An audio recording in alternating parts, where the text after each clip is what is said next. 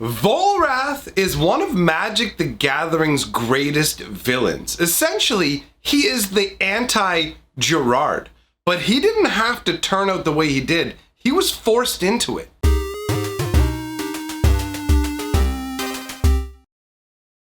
Greetings, owners of fine luxury cardboard rectangles. We are here today to talk about the lore surrounding Volrath. And the reason he has been selected to be talked about is because he got a brand new card in Commander 2019. So what better time to explore the story behind Vul, because that's actually his original name. When he was a young lad, he was known as Vul. Now, before we take a look at the new Volrath card, let's take a look at the original Volrath card, because this is the second time that Volrath has actually been put onto a card. So he was originally Volrath the Fallen. He's a mono black 6/4 for 3 black and 3 colorless. Obviously, he's a legendary creature. And his ability is pay 1 black and 1 colorless, discard a creature card from your hand. Volrath the Fallen gets +X/+X until end of turn, where X is the discarded card's converted mana cost. I stepped out. I did not step down. We will talk about what that flavor text is referencing later on in the story. All things in due time. Now, overall, this Volrath card is serviceable. I'm going to say right now that I actually like the new Volrath card better. I feel like it fits his flavor better. But overall, this is a decent card. It shows that Volrath gains power by basically using other creatures. Just bam, I will use you to my ends to grow my own power. So that concept is in there. You can see Volrath's shape-shifting body as he's directing his one amorphous, crazy blob flowing arm. Honestly, the artwork from this gives me a vibe of, what is the name of the movie? Tetsuo Akira. It gives me an Akira vibe, right? That's the feeling I get from it. I like that it's all kind of shadowed and he's shown somewhat in darkness. It works as a Volrath card. It just doesn't fit as well as the new Volrath does. So let's take a look at the new Volrath, and you'll notice there is a major difference when it comes to things like the casting cost. He's blue, green, black, and 2 colorless. At the beginning of combat on your turn, put a -1/-1 counter on up to 1 target creature, and pay 1 mana until your next turn. Volrath the Shape Stealer becomes a copy of target creature with a counter on it, except it's a 7/5 and it has this ability. So we can constantly be shape-shifting, stealing other people's shapes. Obviously, this is a legendary shapeshifter. The artwork depicts him actually experimenting on a living being. You can see its brain exposed. You can see he's holding one of its organs with these tentacles all writhing up out of its body. And he's got what looks like a power stone, some sort of device that he is going to implant in this body. There's a lot of darkness surrounding him. He's shown very triumphant looking with this, like, just the framing of his body and everything makes him seem triumphant and powerful. And he indeed is. Now, as we go through the cards that cover the different aspects of Volrath in the story, you will see why him being black, green, blue actually makes perfect sense. So let's start all the way at the beginning. Vul, okay, that was his name, V-U-E-L. That was his name originally. Now, he is essentially the mirror image of Gerard Capuchin, but the dark mirror image. And I like it, actually. There are a lot of parallels between them, but on opposite sides. And Vul could have almost been another Gerard if things had gone differently. But because of Phyrexia's machinations, unfortunately, that was not to be the case. So Vul was actually born as the son of Sidar Kondo. Sidar Kondo is a Jamuran warlord. Now, he was actually put out in a previous commander set. We'll take a look at him right now. He's 1 white, 1 green, 2 colorless, 2/5 flanker. Creatures your opponents control without flying or reach can't block creatures with power 2 or less.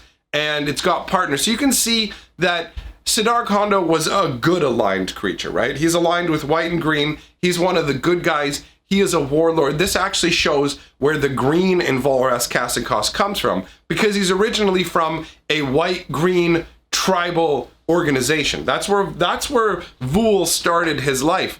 Now, how is Gerard tied to all this? Well, if you watch the Gerard lore video, you will know that I said that when Gerard's family got wiped out by Phyrexia, he was actually sent to study under Sidar Kondo. Kondo was put in charge of both Gerard and Karn. Now, when Gerard first showed up, he was accepted as part of Kondo's family. Now, Kondo was the chieftain for his whole tribe. Gerard was accepted into his family. Now, Vul initially was contemptuous of Gerard, didn't like him at first, but they later became good friends. And I know this. I've had this happen to me in my life too, where there's people, I met them at first and they rubbed me the wrong way, but they actually became good friends of mine.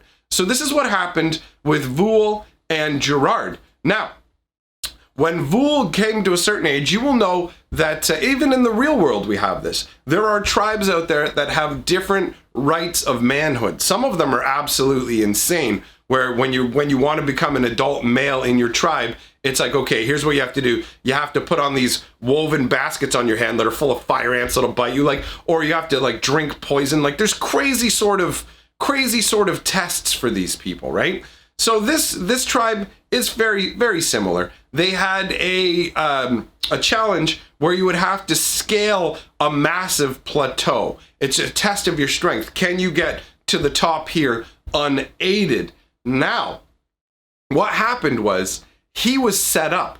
Phyrexia wasn't content, obviously, just to wipe out Gerard's family. They knew Urza's plans for Gerard. So they basically kidnapped Stark Ilvek's daughter, okay? Now, Stark Ilvek is a, let's take a look at his card right now. He's Starke of Wrath is what he's known as on the card. 2 red and a colorless, he's a 2/2. His ability is tap, destroy target artifact or creature. That permanent's controller gains control of Starke of Wrath. So basically, he's all about duplicity and like backstabbing, right? And the flavor text says, I know to whom I owe the most loyalty, and I see him in the mirror every day. Now, in Stark's defense, his daughter had been stolen. His daughter had been kidnapped, and that is what was motivating him to operate in Phyrexia's interests. So what Stark did was he actually added poison into the ritual paints that were applied to Vul's body. So Vul had these ritual paints applied to him before he went to scale this plateau, and unfortunately, the poison ended up making it to the point where Vul was weakened, and he was actually going to not survive this challenge. He was not going to survive this challenge. Now, Gerard, being the hero that he was, stepped in to save Vul. He couldn't help himself, so he stepped in to save Vul. But the problem is, Vul had failed the test, and failure to the test equals being exiled from the clan.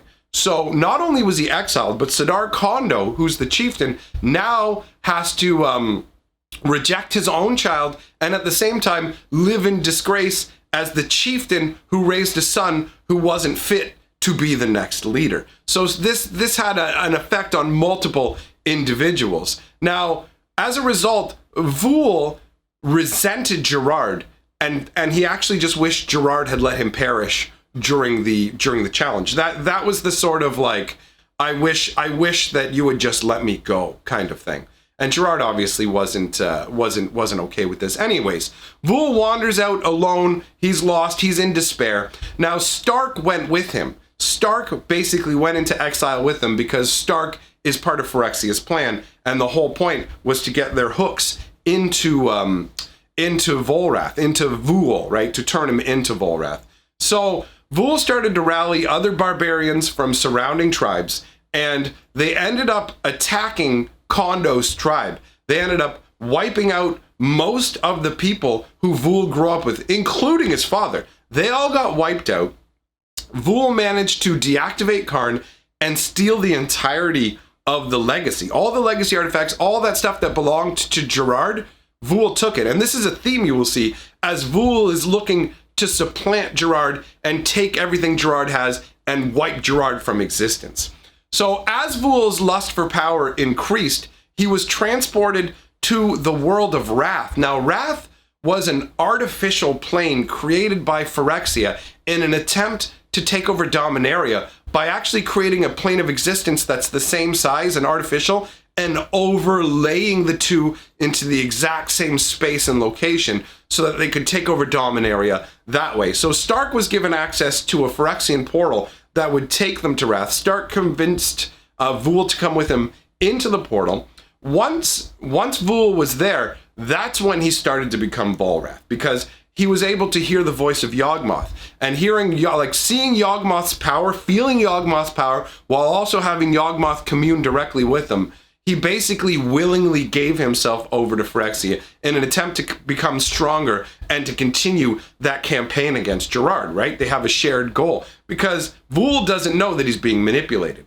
So Phyrexia ends up basically, Yawgmoth ends up infusing Volrath with all kinds of Phyrexian power. That's why you can see that he has all of his shape-shifting abilities, all that stuff you saw in Volrath the Fallen, all of that came from Phyrexia infusion. He was made the Evankar of Wrath, which means he was made the overlord of the entire plane of Wrath, and he was made obviously a shapeshifter, as I mentioned, and a master of flowstone manipulation. Now, flowstone is the silvery metal that the entire plane of Wrath is made out of, and it can be used in a number of different experiments. And as a shapeshifter, Volrath's power grew. He had not only the ability to take people's shapes, but actually to steal their dreams as well. So he would have their knowledge, he would have their dreams, and their shape. It's illustrated in the card Theft of Dreams. The art is done by Richard Kane Ferguson, my absolute favorite magic artist. So 1 blue, 2 colorless sorcery. For each tap creature target opponent controls, draw a card. And the flavor text is the real key here. Volrath stole everything there was of me. I love that. And that's Takara. Takara is the name of Stark's daughter. And Takara will actually come up some more. This artwork, though, is so amazing. Richard Kane Ferguson's artwork can sometimes be hard to parse out, but this one's actually pretty straightforward. You can see people who are asleep, and you can see all the dreams waving up out of them, and Volrath kind of drawing them in. It's pretty amazing artwork, in all honesty. So you've got a situation where Volrath is the lord. He's the lord over all of Wrath, and as Wrath is attempting to be like overlaid over Dominaria, as the process of Wrath is being grown, it overlaid with Dominaria, and creatures would be brought into that world. And Volrath would actually experiment on these creatures. The mentality that he had towards living beings is perfectly encapsulated in the card Blood Pet. Blood Pet is a 1/1 for 1 black that you can sack to add a black mana to your mana pool. The flavor text, though, is where the flavor text actually combined with the art is where it gets really dark. You are wrong, Volrath said. I do not hate the living. They often prove quite useful to me. And then he laughed. When you combine that artwork with, when you combine that flavor text with the Blood Pet artwork, where you can see this thing was literally just created for sacking purposes. It's so dark. It shows how Volrath is just the way that he views life. And there is a fair bit of that. You have Grevin Ilvek, who is a servant of Volrath, right? But he's not a willing servant. He's someone who's actually had a spinal graft, and spinal grafts are horrific. If you take a look at the card actually named Spinal Graft, 1 black, 1 colorless, it gives a creature +3/+3. If the enchanted creature is the target of a spell or ability, it gets destroyed and it can't be regenerated. And the flavor text says, this one is not screamed enough to show effective implantation. Kill it. That's insane. And you can see that it just looks like this blazing hot metallic centipede of a spine. And that's actually what's infused into Grevin Ilvek. Grevin Ilvek actually has one of these spinal implants. And it's crazy to me. Like, Grevin Ilvek is a gigantic, a massive hulking warrior, but he's terrified of Volrath. And you can see it in the artwork for Coercion. Coercion is 1 black, 2 colorless. Target opponent reveals their hand. You choose a card from that, and that player discards that card. That's representing him being able to reach into people's minds and see their secrets. The flavor text says, there's very little that escapes me, Grevin, and you will escape very little if you fail. And he's got his fingers held out with this tiny little glowing bit of metal in his hands there, and you can see Grevin. You can see the fear in his face as he's standing in front of Volrath. He's too afraid of Volrath to take a step back, but he's also not where, like, he's pulling his head back. This positioning, the positioning of it just shows you just how much Volrath has control over him. It's very impactful in showing just how he operates. And there's other gross amalgams that show how awful Volrath is. Servant of Volrath is another one where, I mean, you can see the influence that Phyrexian has had on him. He's made a flesh amalgamation of a bunch of creatures from Dominarian overlays. This thing is made out of crab, octopus, lizard, human, minotaur, all mixed together. It's 3/3, and when it leaves play, you have to sack a creature. Flavor text says, Volrath is a harsh master. My reflection is a constant reminder of that. And that's a quote from, again, Greven Ilvek, who is someone who's massively influenced by Volrath. And just there's so many examples. I'm not going to show you every single example of what's going on in terms of how messed up Volrath is, but I will bring up one more that has always seemed incredibly flavorful to me, and that's the card Extinction. 1 black, 4 colorless, destroy all creatures of any creature type of your choice, and the flavor text is insane. I once had an entire race killed just to listen to the rattling of their dried bones as I waded through them. Wow, that is like metal! That's amazing, honestly. And the flavor of the art combined with the flavor text, I always thought that Extinction was a really intensely flavorful card. So there's a lot to illustrate just how messed up Volrath is. So years after being on Wrath, learning of his ability to control, like learning how to control Flowstone, learning how to do all these different experiments on different creatures, he launches his plan to get revenge on Gerard and destroy Gerard's legacy. Because, I mean, his entire future was supposed to be the chieftain of this tribe out on, like, out in the lands of Jamura, and it's all been taken from him. So he wants to get his revenge. He organizes the kidnapping of Captain Sisse, also mentioned in that recent Gerard video we did, in order to get the Weatherlight crew to come to Wrath. And he actually has his own skyship there waiting. So there's the Weatherlight, but Volrath has his own airship, the Predator. And that to me is fantastic. You actually, there's the card, the Predator card, where you can give creatures flying and destroy them with it. The Predator is actually a pretty solid artifact, truthfully. So he has the skyship Predator ready to ambush them when they arrive. In the chaos of the battle that ensues, Tahngarth is taken captive, and he is tortured horrifically. He is scarred up to the point it actually really messes with him, because Tahngarth at one point was beautiful, and you can see it in the flavor text of, I actually can't remember the card, but when I get to editing, I'll put it on the screen. The flavor text says, Volrath has destroyed me. All that's left is the scar. Because Tahngarth was vain. He was a vain, beautiful Minotaur. And the results of the results of what Volrath did to him just completely undid his mentality. So Karn was taken hostage, Tahngarth was taken hostage, the legacy artifacts were all taken as well, and Gerard fell off the ship. Now, Volrath had a lot of faith in Gerard and his survivability, so he fully expected that Gerard would end up and try and launch a rescue attempt, and he was correct about that. So Volrath was watching over Gerard using magic as Gerard tried to infiltrate Volrath's stronghold on Wrath. Basically, Volrath sent his minions to wound the other crew members until there was only Stark and Gerard who were left healthy, because Stark was with the Weatherlight crew at this time. Volrath then appeared to confront them along with Sisse and Takara, who were both being mentally controlled. So Volrath appears with Sisse and Takara is Stark's child, remember that. He was mentally dominating them, but he released Sisse and Takara, and Gerard actually managed to slay Volrath, or so he thought. It turned out it was actually a shapeshifter, and that's depicted in the artwork of Scapegoat, which you can see 1 white mana, sack a creature, return any number of target creatures you control to owner's hand.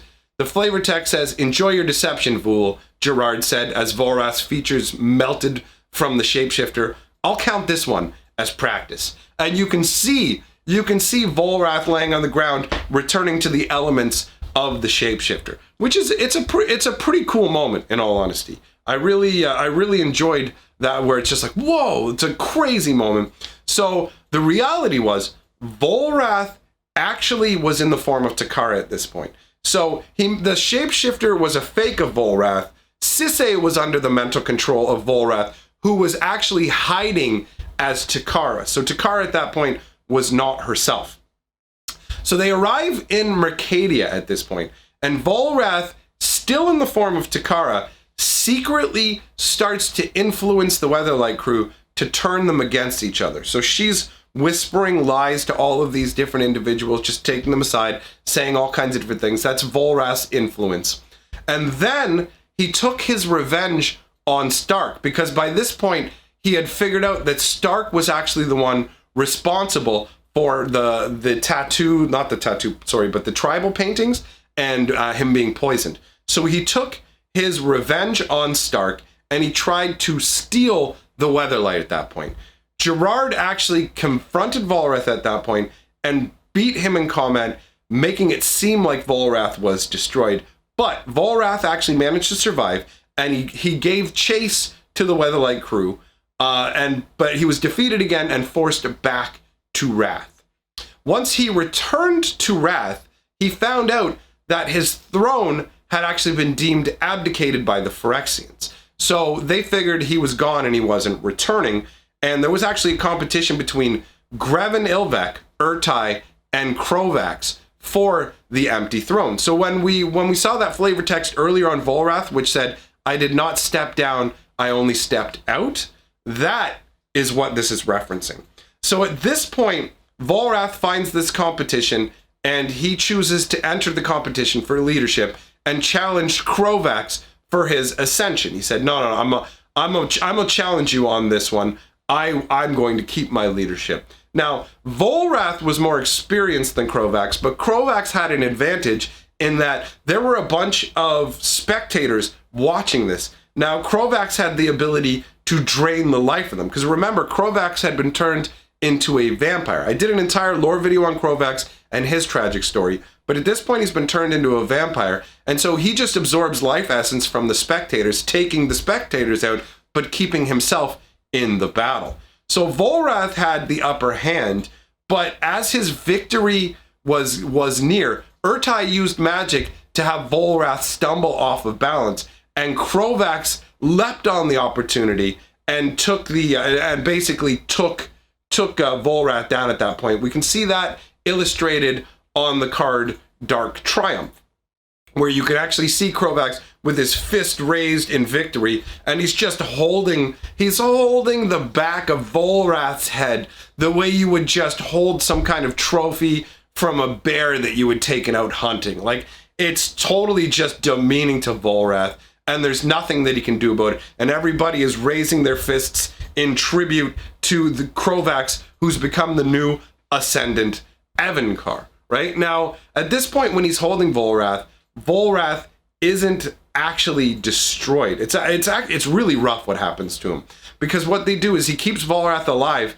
and at the center of Krovax's coronation, that's when they take out Vul. They remove all of his Phyrexian implants, so he's reduced back to just being a regular human being, right?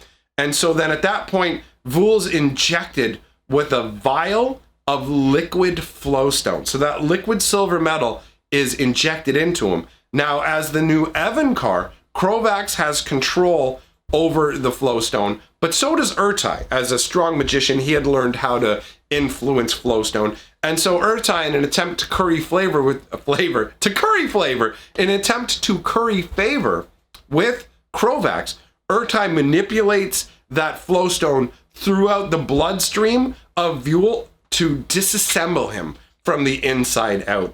And the last thing Vul saw was the sky of his homeland Dominaria as the overlay began. So essentially, the invasion, the Plane of Wrath, had finally grown to the proper size, and instead of getting to oversee the invasion himself, the last thing he sees is the invasion starting under the hand of Krovax. That's so brutal, man. Vul had such a rough life. So when you look at the shapeshifter card that they gave for us now, it seems like it fits very, very well. I think the story of Volrath is very, very interesting. So let me know what you guys think about this story in the comments. And also, let me know what lore you would like to see. Just so you know, I do have a lore playlist with about 100 lore videos in it. So feel free to check that out. I want to thank my patrons and channel members for supporting the work that I do. It makes me feel very nice to have that support. And we're welcoming a new member, Lena Coates. Thank you very much for joining my Patreon. It means a lot to me. And remember, my friends, we are the sixth color of magic.